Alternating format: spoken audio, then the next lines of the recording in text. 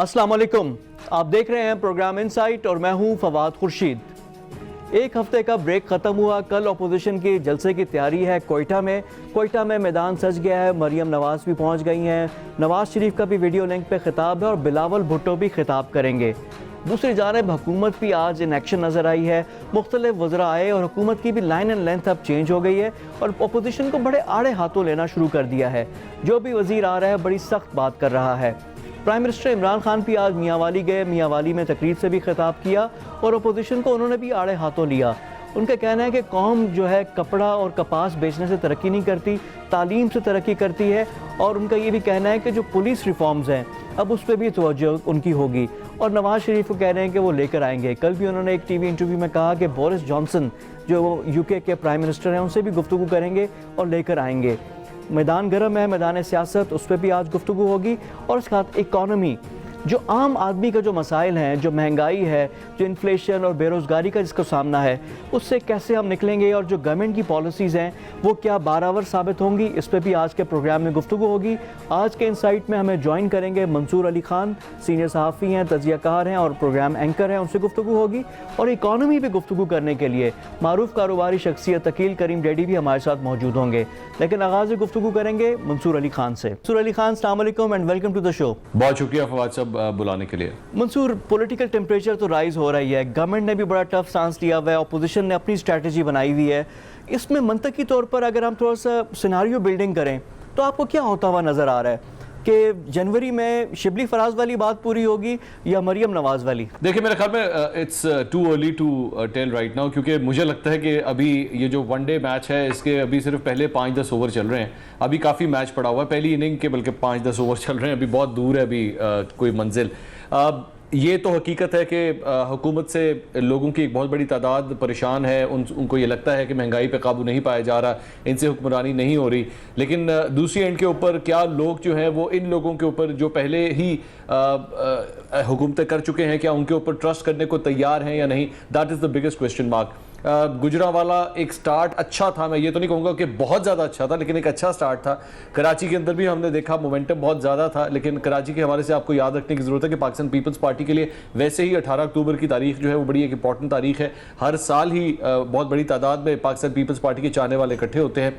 कोयटा के अंदर भी जो कल जलसा होने जा रहा है, आई एम एक्सपेक्टिंग कि काफ़ी ह्यूज नंबर वहाँ पे भी आएगा, क्योंकि जारी बात है जो 11 रुकनी ये इत्तेहाद है उसके अंदर एक बहुत बड़ी तादाद जो है वो बलूचिस्तान की उस पश्तून बेल्ट से भी ताल्लुक़ रखती है, जिनके चाहने वाले वहाँ पे ज़रूर आएंगे। बट हैविंग सेड दैट, सवाल पैदा होता है कि क्या हुकूमत जो है वो जिस किस्म की गलतियां कर रही है, पिछले एक हफ्ते के अंदर हमने जो देखा कैप्टन सफदर का मामला है और उसके बाद आज अली इमरान जो एक जर्नलिस्ट हैं वो मिसिंग हैं इस वक्त, इस किस्म की जो चीज़ें हैं ये हुकूमत के लिए बड़ा एक बहुत बड़ा ब्लैक मार्क साबित हो सकती हैं। हुकूमतें जो है वो इसकी वजह से हिल जाती हैं। अगर इस किस्म के बैड पीआर्स आती रही हुकूमत के लिए तो मेरे ख्याल में फिर अपोजिशन का काम आसान होना शुरू हो जाएगा और हुकूमत के लिए मुश्किल दिन जो है वो आना शुरू हो जाएंगे। But I think still it's a long way to go. अच्छा मंसूर, ये बड़ा आपने पूरा सिनारियो पूरा आपने एक्सप्लेन भी कर दिया, बता भी दिया। अब प्राइम मिनिस्टर इमरान खान का ज़रा स्ट्रैटेजी देखें। वो कहते हैं जलसों से क्या होता है, गुजरांवाला में जलसा हुआ, टुमारो इज़ अनदर डे, कल एक नया दिन होगा। कराची में भी जो कैप्टन सफदर वाला इंसिडेंट ना होता तो बस बात ख़त्म हो जाती। कोयटा में भी कल जलसा होगा, बड़ा होगा, तकरीरें होंगी, Monday would be a new day और सारे लोग अपने अपने वापस आ जाएंगे, चीज़ों में हो जाएंगे। वो कहते हैं अगर अपोजिशन इस्तीफ़ा देती है तो मैं इलेक्शन करा दूंगा। तो ही इज़ प्रिपेयर्ड। तो उनको कैसे, यानी अपोजिशन कैसे टफ टाइम दे सकती है? वो जब ये बातें होती हैं वो कहते हैं कि मैं नवाज शरीफ को लेकर आ जाऊंगा, मैं जेल में डाल दूंगा, और जो अकाउंटेबिलिटी वाला जो उनका है, जो पूरा मंत्रा है, जो उनकी चीज़ है, उससे वो नहीं हट रहे। तो उनकी जो स्ट्रैटेजी है उनको कैसे आप एनालाइज कर रहे हैं? देखिए, जहाँ तक अकाउंटेबिलिटी के इस मंत्रा की ताल्लुक है, उसमें सबसे बड़ा फॉल्ट ही मेरे ख्याल में इस गवर्नमेंट के साथ यही रहा है कि आपने अकाउंटेबिलिटी के नाम पे वोट लिए, आपने ये कहा कि मैं आऊँगा और मैं इन लोगों का एहतसाब करूँगा, लेकिन हकीकत यह है कि जिस तरह की अकाउंटेबिलिटी की गई वो अकाउंटेबिलिटी कम और पोलिटिकल विक्टिमाइजेशन जो है वो ज़्यादा नजर आना शुरू हो गई। इस तरह लगा कि जैसे आप सिर्फ और सिर्फ अपोजिशन को टारगेट कर रहे हैं, अपने लोगों के लिए वो सख्तियाँ नहीं हैं जो अपोजिशन के लिए। और शेख रशीद अहमद साहब जो है वो ऑन रिकॉर्ड एक इंटरव्यू के अंदर कह चुके हैं कि जनाब हुकूमत की तरफ अकाउंटेबिलिटी थोड़ी होती है, जिन्होंने ऑपोजिशन के बेंचों पर बैठना होता है, टफ टाइम तो उनके लिए स्टार्ट होता है। तो अगर इस बेसिस के ऊपर आपकी अकाउंटेबिलिटी चल रही है और उसके बाद ख्वाजा साद रफीक का जो सुप्रीम कोर्ट का फैसला है, अगर आप उसको उठा के देख लें, वहां पे नैब की कारकर्दगी के हवाले से जो रिमार्क्स आते हैं, इस्लामाबाद हाई कोर्ट नैब की कारकर्दगी के हवाले से जो रिमार्क्स देता है, वो सब कुछ ये बताता है कि हुकूमत की अकाउंटेबिलिटी ड्राइव कहीं नहीं जा रही। और जिस तरह लोगों ने सोचा हुआ था कि जनाब ये आएंगे, नवाज शरीफ से पैसा निकलवाएंगे, रायविंड के महल खत्म होंगे और उसके बाद एवरीथिंग विल बी हंकी डोरी, उन पैसों से जो है वो पाकिस्तान तरक्की करना शुरू करेगा, ये एक पूरी थीम थी जो इमरान खान साहब ने बिल्ड की थी, लेकिन वो हमें करीब करीब कहीं भी नजर नहीं आ रहा। अब दैट्स द प्रॉब्लम कि जब आप इतना बड़ा एक गैम्बल लेते हैं कि जनाब मैं ये कर दूंगा जैसे ही मैं आया, और जब आप वो नहीं कर पाते तो लोगों का ट्रस्ट डेफिसिट आना शुरू हो जाता है, लोग आपकी बात पे यकीन नहीं करते। अच्छा, आप जब ये उनको कहने की कोशिश करते हैं जनाब बिजली महंगी है पिछलों की वजह से, आटा महंगा है पिछलों की वजह से, शुगर महंगी है पिछलों की वजह से, लोग इस बात को ट्रस्ट करना छोड़ देते हैं। तो खान साहब के लिए the time is running out, almost he is near his half way mark now, mid term जो है तो उनका गुजर गया है। और आपको पता है कि हुकूमतें जब आधा टेन्योर गुजार लेती हैं तो अगला जो 50% जो हाफ होता है वो हुकूमत के लिए और टफ होना शुरू हो जाता है, आप और ज्यादा बदनाम होना शुरू हो जाते हैं, टफ डिसीजंस लेना आपके लिए मुश्किल हो जाता है। तो मेरे ख्याल में इमरान खान साहब के लिए टाइम बहुत कम है, और अगर उसके अंदर कोई मिरेकल हो जाए, अगर उसके अंदर अपनी कारकर्दगी बेहतर कर लें, you never know, anything can happen. जी बिल्कुल, और जो मिड टर्म की आपने बात की, और अब इसके साथ साथ क्योंकि परफॉर्मेंस उनकी डिलीवरी है, क्योंकि they are in the government, फिर इनकम्बेंसी का फैक्टर भी होता है, लोग उससे भी ज़रा खाइफ होते हैं, और आखिरी साल तो बिल्कुल इलेक्शन की तैयारियां होती हैं। अब मंसूर आ जाते हैं जो अपोजिशन और ख़ासकर PMLN की स्ट्रैटेजी है, उन्होंने टारगेट कर दिया जो मियां नवाज शरीफ का जो था, जो बयानिया है, वो तो सबको ऑन बोर्ड लेने का, सबसे टक्कर लेने का। अब ये जब करेंगे तो एक सफ़े वाला जो है वो सफ़े में ज़्यादा मजबूत नहीं हो जाएंगे। तो ये क्या सोचकर उनकी ये प्लानिंग थी कि आकर सबको टेक ऑन करें एक ही हल्ले में? पहले ये था कि जी सिर्फ इमरान खान को, गवर्नमेंट को टारगेट करेंगे, उन्होंने आकर किसी को नहीं छोड़ा, उन्होंने आकर जजेस का भी नाम लिया, फ़ौज का भी नाम ले लिया, जिसको जो होता था मियाँ नवाज शरीफ ने नो होल्ड्स बार्ड, यानी वो वाली उन्होंने किस थी। अब ये उनकी पार्टी, उनका बयानिया ये बर्दाश्त कर पाएगी क्या, मुत्तहिद रहेगी, और ये चीज़ें आगे भी इसी तरह चलेंगी, और इसके पीछे लॉजिक क्या है? देखिए मेरे ख्याल में ये एक बड़ी मैं ये तो नहीं कहूँगा कि जो कुछ वो बेच रहे हैं या जो कुछ लोगों को बता रहे हैं वो बहुत कोई ज़बरदस्त चीज़ है, लेकिन सॉरी, लेकिन ये एक हकीकत है कि मार्केटिंग के पॉइंट ऑफ व्यू से जब एक एडवर्टाइजमेंट बनता है या कोई प्रोडक्ट मार्केट में आती है तो यही कहा जाता है कि जनाब वो यूनिक होनी चाहिए, वो मार्केट में पहले नहीं कभी आई होनी चाहिए। नवाज शरीफ साहब ने मेरे ख्याल में इसी मंत्रा को फॉलो किया है कि जनाब मैं एक ऐसी चीज़ सेल करूं जो आज तक 70 साल में कभी नहीं बेची गई। ढके छुपे अल्फाज में एस्टैब्लिशमेंट का नाम लिया गया है, जजेस के हवाले से भी बड़े ढके छुपे अल्फाज में कमेंट्स हमेशा दिए गए हैं, लेकिन खुल के आज तक कभी कोई नहीं आया। तो मेरे ख्याल में ये उन्होंने एक गैम्बल लिया है। लेकिन प्रॉब्लम इस गैम्बल के साथ ये है कि आपकी अपनी पार्टी के अंदर कई ऐसे लोग हैं जो दरअसल में इसी एस्टैब्लिशमेंट की सपोर्ट के साथ आज बड़े बड़े पॉलिटिशियंस बने हैं, बड़े बड़े लीडर्स बने हैं। हम सब जानते हैं वो कहां से, किस नर्सरी से निकल के आए हैं और किस तरह की उन्होंने पॉलिटिक्स की है। अब उनके डीएनए के अंदर जो है वो एस्टैब्लिशमेंट सपोर्ट के साथ ही हमेशा पॉलिटिक्स रही है। अब उनके लीडर जो है वो एक ऐसी प्रोडक्ट बेच रहे हैं, एक ऐसा नारा लगा रहे हैं जो उनके डीएनए से मैच नहीं करता। अब सवाल यह है कि जब आप किसी का ए पॉजिटिव ब्लड ग्रुप हो और उस पर बी पॉजिटिव डालने की कोशिश करें तो क्या वो कामयाब होगा, क्या वो जिंदा बच पाएगा या नहीं, ये सबसे बड़ा सवाल है। अब इस सारी चीज के अंदर जो पुरानी लॉट थी मुस्लिम लीग नून की, उसने अपने आप को बड़ा से अपने आप को लेके चले हैं। वो उसके अंदर वो इंटेंसिटी नहीं होती जो मरियम नवाज के अंदर है या नवाज शरीफ के अंदर है। वो करते हैं, उनकी जारी बात है अपने लीडर के पीछे तो खड़े होना पड़ता है, लेकिन उसके अंदर वो पुरजोश और वो जोश और जज्बा नहीं है जो मरियम नवाज के अंदर है। अब क्या मरियम नवाज और नवाज शरीफ इतने बड़े गैम्बल के साथ कामयाब हो पाएंगे या नहीं, मेरे ख्याल में वक्त डिसाइड करेगा। अच्छा मंसूर, एक स्टोरी है हमारे जो रिपोर्टर हैं अनवर रज़ा, जो पब्लिक न्यूज़ के, उन्होंने की है, और वो पार्लिमानी पार्टी का कल इजलास था, 84 में से 28 लोग थे। अंदर की खबर उन्होंने दी थी जिस पे मुस्लिम लीग नवाज़ की तरफ से बड़ा रिएक्शन आया, क्लैरिफिकेशन भी आई। उन्होंने कहा कि जी गलत है, हमारे रिपोर्टर अपनी स्टोरी पे स्टैंड कर रहे हैं। उनका ये था कि वहाँ पे ये था कि जो बयानिया है हमसे मशवरा नहीं किया जा रहा, हम पे इम्पोज किया जा रहा है, और वहाँ पे भी काफ़ी बातचीत हुई और लोगों ने मुख्तलिफ बातें कर रहे थे। फिर वही जो पहले जो बात होती है ना शीन और मीम की, तो वहाँ पे कुछ था। मुस्लिम लीग नवाज़ जो है वो डिनाई कर रहे हैं। मरियम औरंगज़ेब ने भी मुझे कॉल की, उन्होंने कहा कि ऐसी कोई बात नहीं है, मैं खुद मौजूद थी वहाँ पे, लेकिन हमारे रिपोर्टर भी, सोर्स भी उनकी वहीं पे मौजूद थी, वो भी अपनी स्टोरी पे डटे हुए हैं। तो ये जो चीज़ है जो पार्टी के अंदर है, और अभी कोट लखपत जेल में भी आज शहबाज शरीफ मौजूद है, हमजा है, मुलाकातों का दिन था, सिर्फ फैमिली ही मुलाकात करने के लिए आई।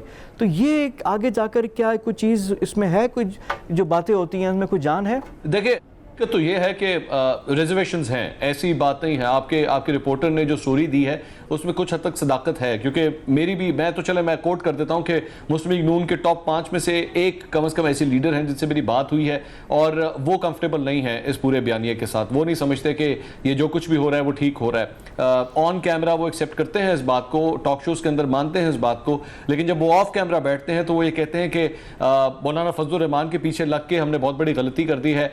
मियाँ साहब और मरियम नवाज जो है वो बिल्कुल ही इनकी लाइन टो करना शुरू हो गए हैं, जो कि ठीक नहीं है। यहाँ तक कि उन्होंने ये कहा कि हमें इस तरह लग रहा है कि पूरी पार्टी को जो है वो किसी अंधेर नगरी की तरफ ले जाया जा रहा है, जहाँ पे हमें खुद नहीं पता होगा कि हमने निकलना कहाँ से है। हमेशा ये कहते हैं कि जनाब आपके पास अगर एक वॉर शुरू करने की स्ट्रैटेजी है तो एक एग्जिट स्ट्रैटेजी बहुत ज़रूरी है। अब जिस जगह पे आप जा रहे हैं, जहाँ हर गुजरते जलसे के साथ, हर प्रेस टॉक के साथ जिस तरफ पार्टी पोजीशन अपनी ले रही है, आप यहाँ से निकलेंगे किस तरह? एग्जिट स्ट्रैटेजी क्या है आपकी? कल को क्या कहेंगे कि हाँ जी नवाज शरीफ ने जो कुछ कहा वो गलत कहा, हम उनकी बात को नहीं मानते? ये करना आपके लिए बहुत मुश्किल है, क्योंकि पार्टी का नाम ही मुस्लिम लीग नवाज है। तो एप्रीहेंशंस तो हैं, ये तो मत कहें कि जनाब पूरी की पूरी पार्टी जो है वो सीधी लाइन में खड़ी हुई है। हाँ, सपोर्ट है, बहुत से ऐसे लीडर्स हैं जो बिल्कुल नवाज शरीफ के बयानिए के साथ खड़े हैं, लेकिन ये भी हकीकत है कि कई ऐसे लोग हैं जो इस बात को नहीं मानते। और ये हकीकत है, क्या वो नवाज शरीफ साहब की नाफरमानी करेंगे? मैं नहीं समझता। वो खामोश हो जाएंगे, वो अपना एक खामोश एहतजाज पार्टी के अंदर रिकॉर्ड कर देंगे, लेकिन क्या वो पार्टी छोड़ के चले जाएंगे या नाराज होकर साइड पे बैठ जाएंगे? मैं नहीं समझता ऐसा होगा। अच्छा देखिए, मुस्लिम लीग नवाज का देखें है कि इनकी जो स्ट्रेंथ है, सपोर्ट है, पंजाब है। अभी हमने देखा गुजरांवाला डिवीज़न को सिलेक्ट करने की वजह यही थी कि उनका बिल्कुल स्ट्रॉन्ग होल्ड और जैसे आप कह लें कि फॉलोइंग है। अब इलेक्शन में भी तकरीबन 1 करोड़ 30 लाख के करीब वोट इनका है। अब ये इनकी बड़ी कामयाबी है कि 2 साल में भी उसको इंटैक्ट रखा हुआ है वोट बेल्ट को। और जो इनके MPAs हैं 6-7 के अलावा फ्रंट पे नहीं आए, जो इख्तलाफ कर रहे हैं लोग वो अंदर ही कर रहे हैं। तो ये भी तो एक इनकी स्ट्रैटेजी, हिकमत अमली की कामयाबी है कि मुस्लिम लीग नवाज इतने सख्त हालात में भी अपनी पार्टी बरकरार रखे हुए हैं और एक दफ़ा फिर रेलेवेंट हो गए हैं कि 2 साल 2.5 साल तो बात ही नहीं हो रही थी। तो इसको कैसे देखते हैं इस चीज़ को आप? देखिए, एक बात हमेशा ज़हन में रखिएगा, चाहे हो सकता है मेरी ये बात सिर्फ पॉलिटिशियंस को पसंद ना आए, लेकिन जब एक पॉलिटिशियन इलेक्शन लड़ने के लिए जाता है तो वो सबसे पहले अपना बैंक बैलेंस जरूर चेक करता है कि जनाब मैं जब ये इलेक्शन लड़ूंगा तो इसने मुझे कॉस्ट कितना करना है, इसकी कॉस्ट प्राइस मेरे पास क्या आएगी। सिंध असेंबली से पाकिस्तान पीपल्स पार्टी इस्तीफा क्यों नहीं देगी? उसकी सबसे बड़ी वजह यही है कि अभी 2 साल पहले वो इलेक्शन लड़के हटे हैं। हर MPA ने अपने हल्के के अंदर 3, 4, 5, 6 करोड़ तो बड़े आराम से खर्च किया है। ये उसकी कॉस्ट थी उस इलेक्शन की। अब हैविंग सेड दैट, आपके ख्याल में पंजाब के अंदर ये जो GT रोड की भी अगर हम बेल्ट उठा लें या बाकी अगर हम जुनूबी पंजाब की अगर हम बात कर लें, आपके ख्याल में ये बगैर रिस्क लिए, बगैर उसको इवैल्यूएट किए किसी भी पार्टी के साथ आके खड़े हो जाते हैं? नहीं, इस तरह नहीं होता। वो कैलकुलेट करते हैं कि आगे एस्टैब्लिशमेंट का क्या मूड है, हमारे साथ क्या होगा, हमारी क्या फाइलें तो नहीं खुल जाएंगी, हमने ये पैसे लगाने हैं इस इलेक्शन में 3, 4, 5, 6 करोड़ रुपए, बड़ी अमाउंट होती है। मैं MPAs की सिर्फ बात कर रहा हूँ, MNA की कॉस्ट तो इससे भी ज्यादा होती है। तो वो अपनी सारी सिचुएशन को इवैल्यूएट करते हैं और उसके बाद फैसला करते हैं कि क्या हमने किसी चीज के साथ खड़े होना है या नहीं। बेशक पब्लिक के अंदर सपोर्ट हो, इलेक्शन से पहले 2018 के इलेक्शन से पहले भी हम ये बातें सुनना शुरू हो गए थे कि ठीक है मरियम नवाज की, नवाज शरीफ की पब्लिक सपोर्ट बहुत ज्यादा है, लेकिन एक बात ध्यान में रखिएगा, आप हर हल्के से आप खुद नहीं खड़े होते, आपने MNAs या MPAs को खड़ा करना होता है, आपने किसी को टिकट देनी होती है। कौन वो टिकट लेने के लिए तैयार होगा नवाज शरीफ के इस बयानिए के साथ, ये सबसे बड़ा सवाल है। और क्या वो लोग उसके बाद 3, 4, 5, 6 करोड़ रुपए खर्च करने के लिए तैयार होंगे या नहीं होंगे, ये सबसे बड़ी बात है। तो I think they are weighing their options right now कि आगे चल के क्या सूरत हाल होती है, क्या हम इस टिकट के ऊपर इलेक्शन लड़े या ना लड़े। और हमेशा ज़हन में रखिएगा, ट्रेडिशनल पॉलिटिक्स के अंदर हमेशा जो सेफ बेट होती है पंजाब के अंदर, लोग अक्सर वही जाते हैं। और देखिए, वो कहते हैं कि हवा किस तरफ की चल रही है, तो जहाँ पे हवा होती है, जहाँ पे जोर होता है, तो लोग उधर ही फॉलो इन करते हैं। और ये पिछले 3 इलेक्शंस में ये हुआ है कि जो लोग चेंज होकर आते हैं, जो क्यू में थे, फिर वो पीपल्स पार्टी में आए तो वो जीत गए, नून में आ गए वो जीत गए, और वही लोग PTI में आ गए हैं। तो ये भी एक वेव हो रही है। तो मंसूर, जो ये वेव का जो तासुर है, जो चीज़ आती है, उसमें तो फिर आपकी इस्टेब्लिशमेंट भी है, फिर देखना भी होता है। नून का जो ये बयानिया है, इनको इसका फ़ायदा क्या है? यानी एक तनकीद जो होती है पार्टी पे होती है कि जब शरीफ ख़ानदान पे कोई बात आती है तो ये लोग मुतहरक होते हैं कि जी हमें कोई रास्ता दें, हमसे बातचीत करें। 1 साल खामोशी थी, जब वो नहीं हो रहा, उनको पता चल गया तो उन्होंने ये बिल्कुल वो टेम्पो बना बना दिया कर दिया और थोड़ी सी अगेंस्ट एजिटेशन आ गई, तो ये ज़ाती फ़ायदे के लिए चीज़ है, ये अवाम के लिए ये चीज़ है? देखिए जाहिर बात है पॉलिटिक्स में सबसे पहले तो आपका अपना इंटरेस्ट आता है, अवाम का इंटरेस्ट तो ठीक है आएगा ही आएगा, लेकिन सबसे पहले जो है वो ज़ाती इंटरेस्ट है। और ज़ाती इंटरेस्ट के अंदर जाहिर बात है अपने कोर्ट केसेस के अंदर मुस्लिम लीग नून की जो लीडरशिप है वो इतनी सवेर फंसी हुई है, उसकी एग्जिट स्ट्रैटेजी सिर्फ यही है कि जनाब आप इस पूरे जुडिशल प्रोसेस को, जो कुछ भी अकाउंटेबिलिटी का ये पूरा प्रोसेस हुआ है, आप इसके ऊपर सवालिया निशानात उठा दें, आप ये कह दें कि जनाब ये सही नहीं था, हमारे साथ ज्यादती की गई, हमें टारगेट किया गया, वजूहात दरअसल में कुछ और थी। ये सही है या गलत, मैं इसकी डिबेट में नहीं जाऊंगा, लेकिन ये आप बेसिकली ये बताने की कोशिश कर रहे हैं। अकाउंटेबिलिटी अगर ना हुई, जो कि फिलहाल लग रहा है कि कुछ भी नहीं हुआ, नवाज शरीफ साहब आपके हाथ से निकल के चले गए, आपके सामने जहाज पे बैठ के फ्लाई करके चले गए और आप कुछ भी नहीं कर सके, तो उसके बाद अब लोगों को बार बार अब जब आप जाके कहेंगे कि नहीं जी हम तो अकाउंटेबिलिटी कर रहे हैं, हम ये लूटी हुई दौलत वापस लेकर आएंगे, तो लोग कहेंगे जनाब लूटी हुई दौलत तो बाद में आएगी, हमारी अपनी दौलत जो हमारे हाथ से चली गई है इस महंगाई की वजह से, पहले उसका तो जवाब दें, क्योंकि लोगों को इस वक्त बिजली के बिल देना मुश्किल हो रहा है। आप अपना सर्कुलर डेट देख लें, 2100 अरब तक पहुंच चुका है। डॉलर की प्राइस आप देख लें, डॉलर वो लोग कंपेयर करते हैं जनाब, डॉलर जो है वो 105 का था, 106 का था, आज डॉलर 161 पे पहुंचा हुआ है। वो ये नहीं एक्सेप्ट करेंगे, आप उनको बताएं कि जनाब 20 बिलियन डॉलर्स का जो है वो डेफिसिट आ रहा था और हमारा जो करंट अकाउंट की ये सूरत हाल थी, लोग इसको नहीं एक्सेप्ट करेंगे, आप चाहे जितना मर्जी कह लें। लोग हमेशा ब्लेम इसके लिए इमरान खान साहब के ऊपर ही करेंगे, जबकि मैं ये समझता हूं कि इमरान खान साहब की चंद बातें इस हवाले से बिल्कुल सही हैं। इकोनॉमी के हवाले से इसाक डार साहब ने जिस तरह भी इस मामले को हैंडल किया वो काफी हद तक चीजें सही भी हैं, लेकिन एक आम आदमी नहीं समझता। एक आम आदमी को आप कहें जनाब 30,000 अरब का कर्जा हो गया, वो कहेगा जनाब मेरे लिए ये इंपॉर्टेंट नहीं है, मेरे लिए इंपॉर्टेंट ये है रोटी कितने की है, चीनी कितने की है, आज मेरे बच्चे का दूध लाना है वो कितने का है, मैंने जो घर में राशन डालना है वो कितने का है। एंड ऑफ द डे उसके लिए सिर्फ वो काउंट करता है। अच्छा मंसूर, आपकी बातों से लग रहा है कि अपोजिशन से ज़्यादा गवर्नमेंट के लिए जो ज़्यादा जो अपोजिशन है वो इनकी अपनी परफॉर्मेंस यानी महंगाई और ये चीज़ें ज़्यादा हर्ट करेंगी। अपोजिशन चले अपना करती रहेगी, लेकिन अभी it's too early to say anything. तो यही आप लुबे लबाब यही आपकी गुफ्तगू का? एब्सोल्युटली, मेरे ख्याल में इस वक्त हुकूमत तमाम तर कॉन्सेंट्रेशन ये कर रही है कि हम ऑपोजिशन को टारगेट करें। आज मैं सुबह देख रहा था, सबसे पहले जो है वो शहबाज गिल ने प्रेस कॉन्फ्रेंस की, उनकी प्रेस कॉन्फ्रेंस खत्म हुई तो शेख रशीद आ गए, शेख रशीद की प्रेस कॉन्फ्रेंस खत्म हुई तो शेरियार आफरीदी एक तकरीब से खिताब कर रहे थे, शेरियार आफरीदी की गुफ्तगू खत्म हुई तो उसके बाद फवाद चौधरी आ गए, फवाद बात खत्म हुई तो इमरान खान आ गए। 5 लोगों को मैंने पाकिस्तान तहरीक इंसाफ से जो है यके बाद दीगरे मीडिया से बात करते हुए देखा, मतलब इतना एयर टाइम वो कंज्यूम कर रहे हैं और उसकी रीजन सिर्फ यही है कि हर अपनी मीडिया टॉक के अंदर ऑपोजिशन को निशाना बना रहे हैं और इसकी वजह सिर्फ यही है कि लोगों की अटेंशन जो है, ये जो इन्फ्लेशन है, महंगाई है, उससे हटा के ऑपोजिशन की तरफ कर दी जाए कि कहीं इन लोगों ने ये जो इन्फ्लेशन और महंगाई से मारे हुए लोग हैं, अगर इनको अपने पंडालों तक और जलसों तक ले आए तब हमारे लिए बहुत बड़ी प्रॉब्लम हो जाएगी। और जिस तरह हम देख रहे हैं प्रोटेस्ट जो है वो दिन ब दिन बढ़ते जा रहे हैं। अभी हमने लेडी हेल्थ वर्कर्स का एक प्रोटेस्ट हमने इस्लामाबाद में देखा, कलम छोड़ हड़ताल का ऐलान किया गया है पंजाब सेक्रेटेरिएट के मुलाजमीन की जानिब से। इस तरह दीगर सेगमेंट ऑफ सोसाइटी अगर ये भी आके इस तरह के एहतजाजों में शामिल हो गए तो हुकूमत के लिए बहुत मुश्किलात हो जाएंगी। बहुत शुक्रिया आपका। मंसूर अली खान हमारे साथ मौजूद थे, सीनियर तजियाकार और एंकर पर्सन मंसूर अली खान। गुफ्तगू हो रही थी, उनका कहना है कि गवर्नमेंट के लिए जो असल चीज़ है वो परफॉर्मेंस है, डिलीवरी है, और ये अपोजिशन की जो मूवमेंट है अगर डिस्ट्रैक्ट कर लेती है गवर्नमेंट को तो in the long run government के लिए नुकसान होगा और अपोजिशन को इसका फ़ायदा होगा। प्रोग्राम में वक्त हो गया एक ब्रेक का, ब्रेक के बाद आकर गुफ्तगू का सिलसिला जारी रखेंगे। Stay with us.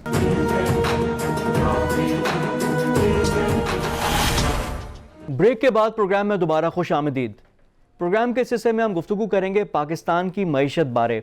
आम आदमी की हालात तो टफ है, लेकिन कुछ पॉजिटिव इंडिकेटर्स भी आ रहे हैं। इन तमाम इशूज़ पे गुफ्तगू करेंगे। मेरे साथ मौजूद होंगे अकील करीम डैडी, चेयरमैन है AKD ग्रुप के।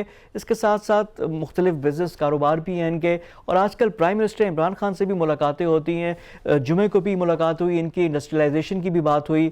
जानते हैं कि अरबाब इख्तियार क्या सोच रहे हैं और पावर कॉरिडोर्स में इकॉनमी के बारे में क्या बातें हो रही हैं। अकील करीम डैडी साहब, अस्सलाम वालेकुम and welcome to the show. वालेकुम अस्सलाम, थैंक यू। अकील साहब, आपका पर्सनालिटी भी मैं जानता भी हूँ आपको, आप बड़े पॉजिटिव शख्सियत है आपकी, बड़े पॉजिटिव और हर चीज़ में मुस्बत पहलू भी देखते हैं आप। लेकिन अभी डिस्कनेक्ट ये आ रहा है कि जो मैक्रो लेवल पे आप देखें तो काफ़ी चीज़ें बेहतर हो रही हैं। करंट अकाउंट डेफिसिट की बात होती है, बाकी जो फ्रंट्स पे बात हो रही है कि चीज़ें बेहतर हो रही हैं, लेकिन जो आम आदमी है रोज़मर्रा के इस्तेमाल की चीज़ें लेना जाता है तो वहाँ पे वो तंग हो रहा है, महंगाई हो रही है और वो उसको मुश्किलात हैं। तो ये दोनों सिनारियोज़ में क्या चीज़ है, क्या असल में हकीकत है क्या? देखें, हकीकत तो ये आपको माननी पड़ेगी कि पाकिस्तान तहरीक इंसाफ की जब हुकूमत आई थी तो पाकिस्तान का रुपी ओवर वैल्यू था, और जाहिर बात है कि जब कोई ओवर वैल्यू होता है रुपी तो ख़तरा यही होता है कि आप अगर उसको डिवैल्यू करते हैं तो उसकी वजह से महंगाई भी आती है, उसकी वजह से बाकी चीज़ें भी होती हैं, इंटरेस्ट रेट भी बढ़ते हैं। तो आपको उस साइकिल से निकलना पड़ता है अपने आप को ठीक करने के लिए।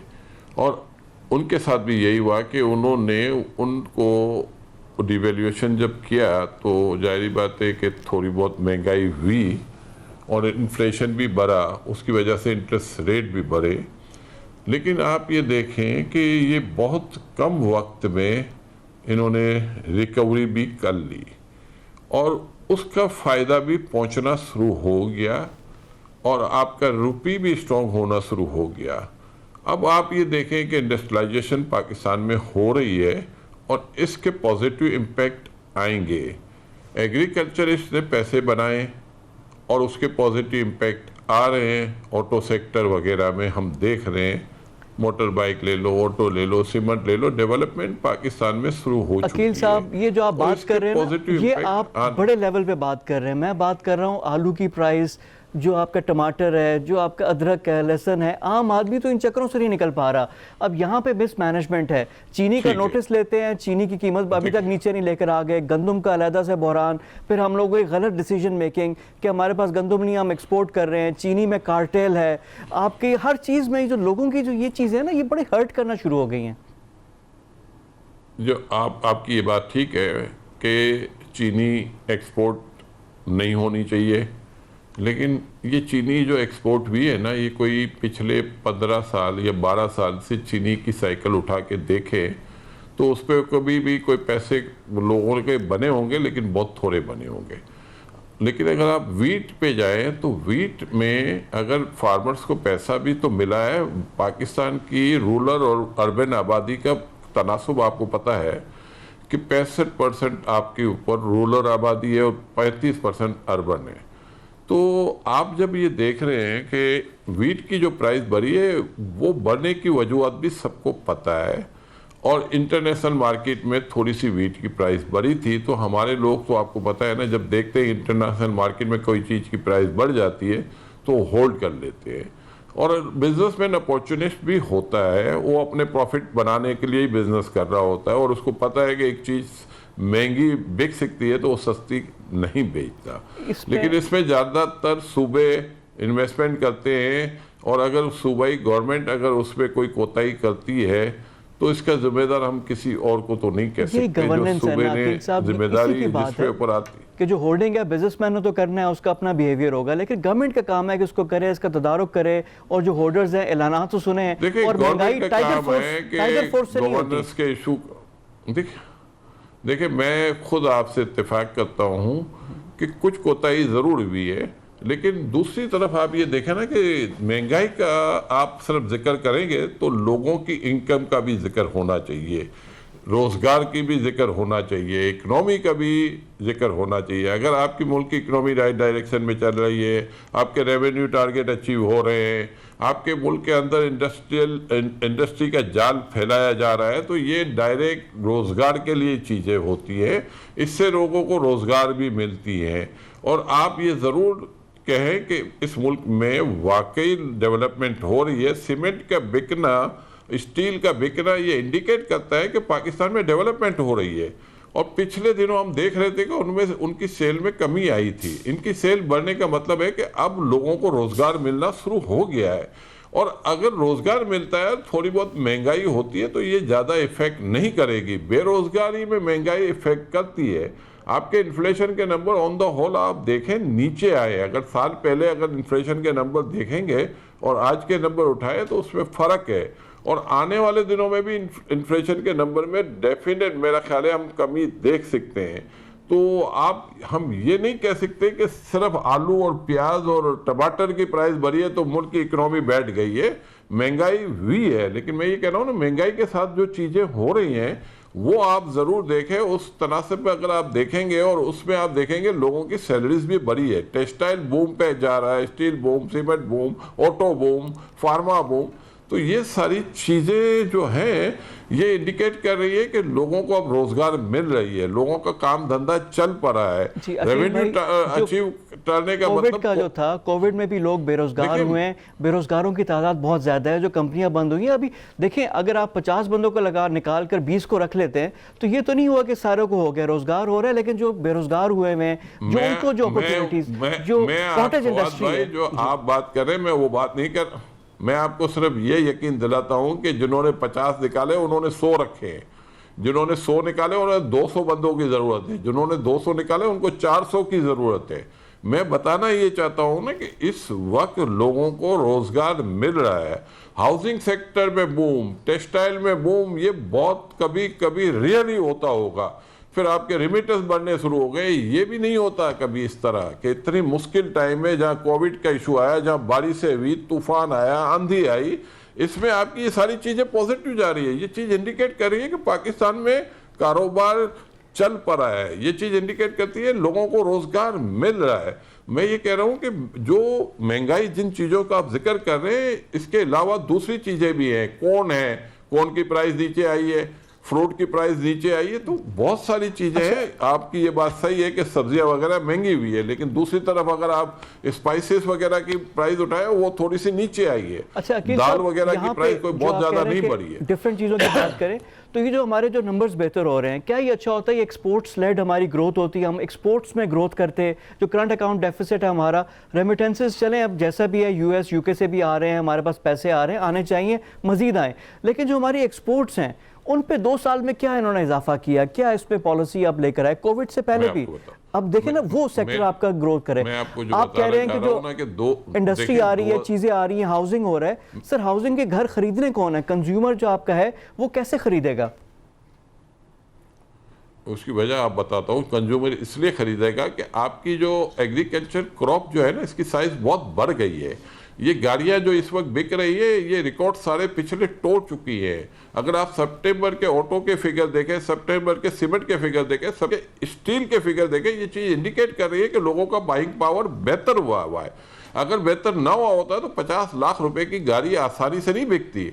और अभी जो इस वक्त कंडीशन है कि एक साल बुकिंग डिले लोगों को मिल रही है, साल बाद की बुकिंग के डेटे मिली हुई है। ये चीज इंडिकेट कर रही है कि आप जो कह रहे हैं 2019 की, मैं मानता हूं कि आपके इफेक्ट हुआ है। वो टाइटनिंग में जब आप थे, आप इफेक्ट में चले गए थे, लेकिन आज उसमें से आप निकल चुके हैं। मैं ये बताना चाहता हूं, आज आपके इन्फ्लेशन के नंबर हायर साइड पे होंगे, लेकिन पिछले से नीचे हैं।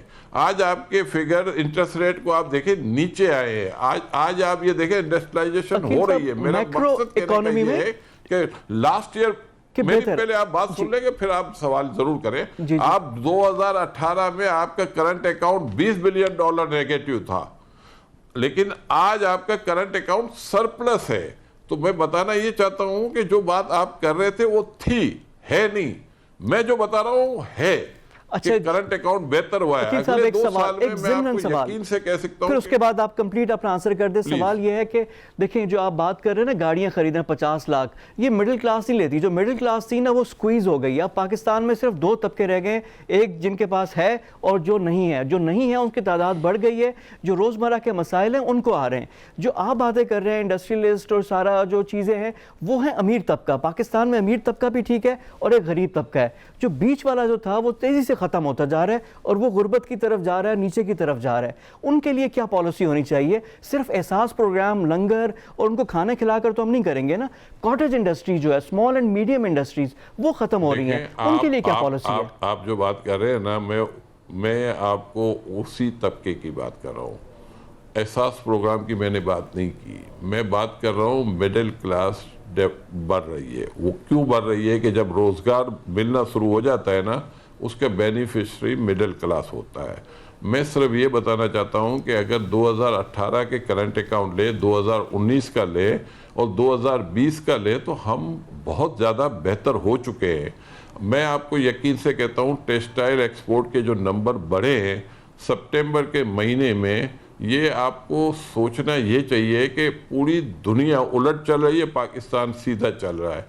आप देखें कोविड की वजह से लोग परेशान थे, हमारे यहाँ लोगों के नंबर्स बेहतर हुए, एक्सपोर्ट बेहतर भी है।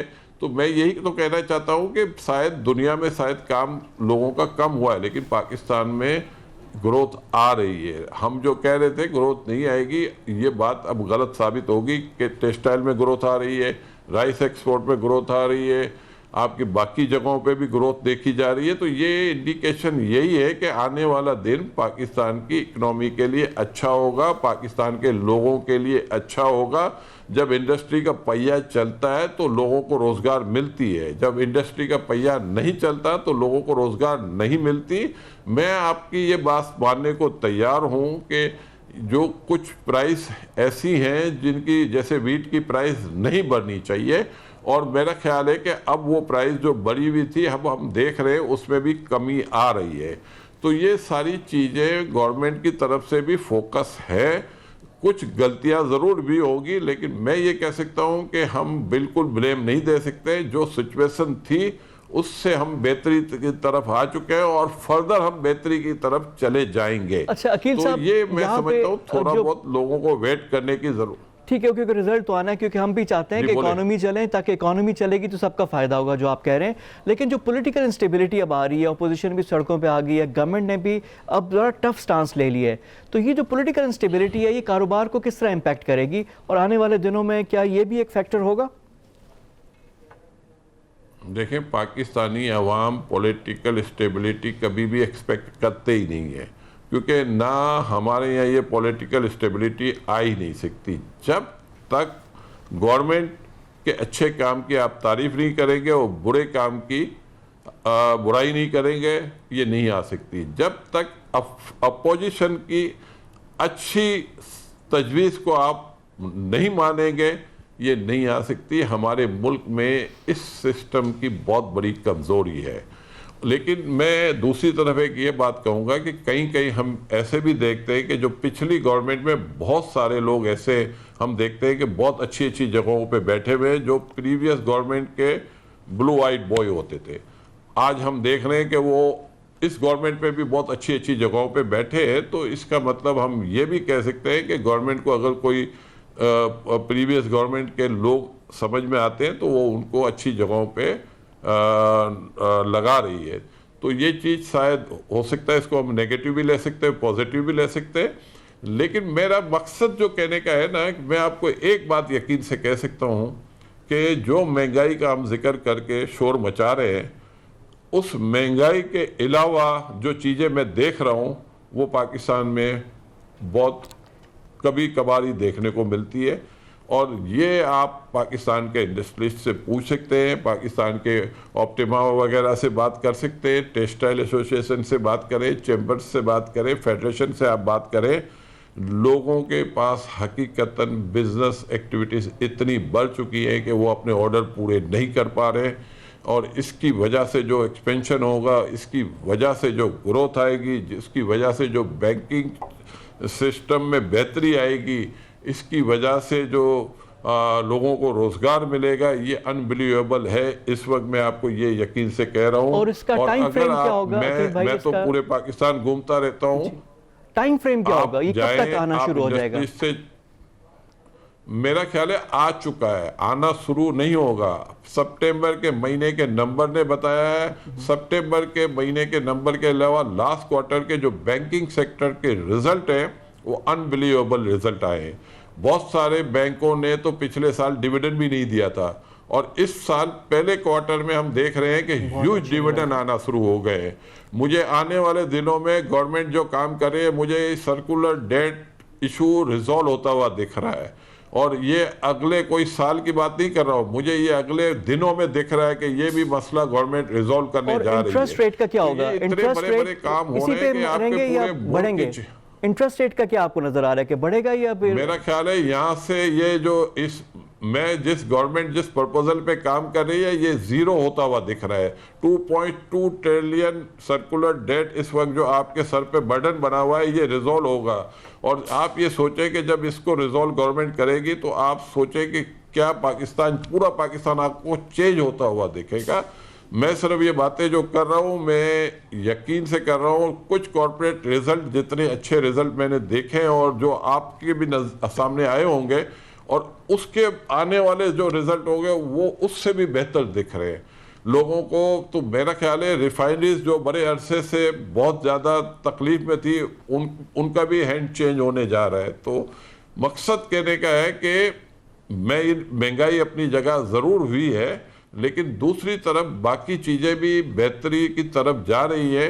और उस महंगाई का मुकाबला सिर्फ आप उसी सूरत में कर सकते हैं कि लोगों की इनकम बढ़े, और इनकम बढ़ती हुई भी दिख रही है, और मतलब पिछले रिजल्ट इंडिकेट भी कर रहे हैं। तो मैं ये कह रहा हूँ कि कोई ऐसी बात नहीं है, मायूसी वाली बातें नहीं है। अगर आप ये कहेंगे पॉलिटिकल स्टेबिलिटी नहीं है, मैं उसको मानता हूँ, और वो क्यों नहीं है उसके लिए मैं समझता हूँ सबको रोल प्ले करने की ज़रूरत है। बिजनेस कम्युनिटी को स्पेशली रोल प्ले करने की ज़रूरत है। अपोजिशन और गवर्नमेंट में आपस में जो इख्तलाफात हैं उसको ख़त्म कराने के लिए अगर हम कोशिश करेंगे, और अगर हम इसमें कामयाब हो जाते हैं, तो इसका फ़ायदा पाकिस्तान की अवाम को पहुँचे।